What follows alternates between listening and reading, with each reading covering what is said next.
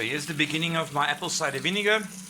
Here's the fermenter, and the soft cider, or rather the hard cider, is now going through the sieve and into what I will use to ferment it.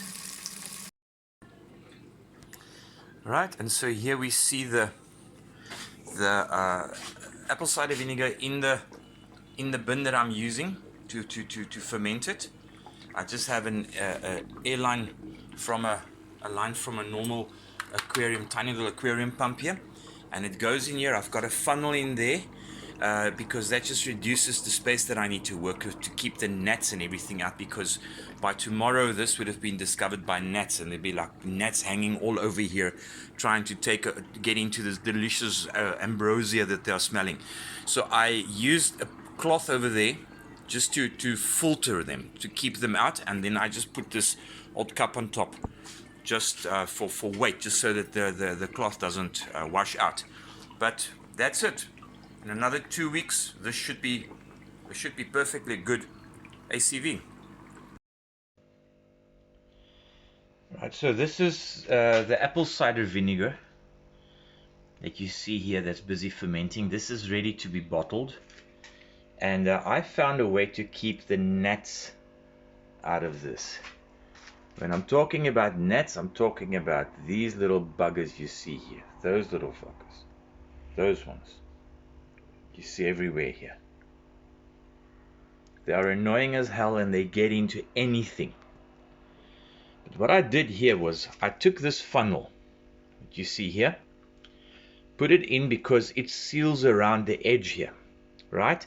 So the air pump tube that you see goes in there, and then it goes to an air stone that you can't see now. It's somewhere in here, but you do see the bubbles, right? So the air pump puts, because vinegar needs oxygen, so the air pump puts oxygen in here and it agitates the surface, which means that more oxygen can get in there. All right, now also note, if you look at the funnel itself, there is positive pressure in here in the chamber, which means it pushes down and it pushes some of the vinegar up in the funnel.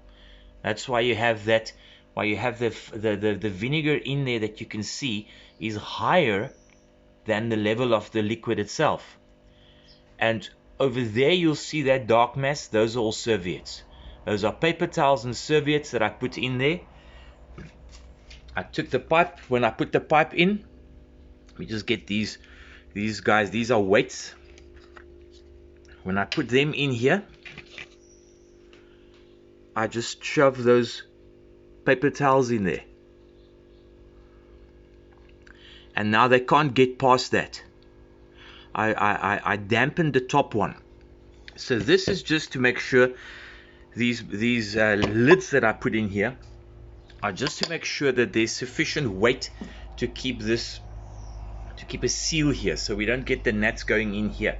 That's why you don't find any gnats on the inside of this container. Otherwise they just swarm in there, and the next thing you know, you've got a rather disgusting task of trying to sieve or to sieve maggots and bloody worms and things out of your vinegar, which you honestly don't want to have to do that. So this is the only system I've ever found that can keep the gnats out. When you're doing the normal fermenting in the fermenter, where you do the primary fermenting, when you turn the soft cider into a hard cider, then you've got an airlock on top. And this is the airlock where I'm making another batch of cider, and here you can see it's about to go, and those little things that you see up there, those are gnats. Those are gnats. They drowned coming in here.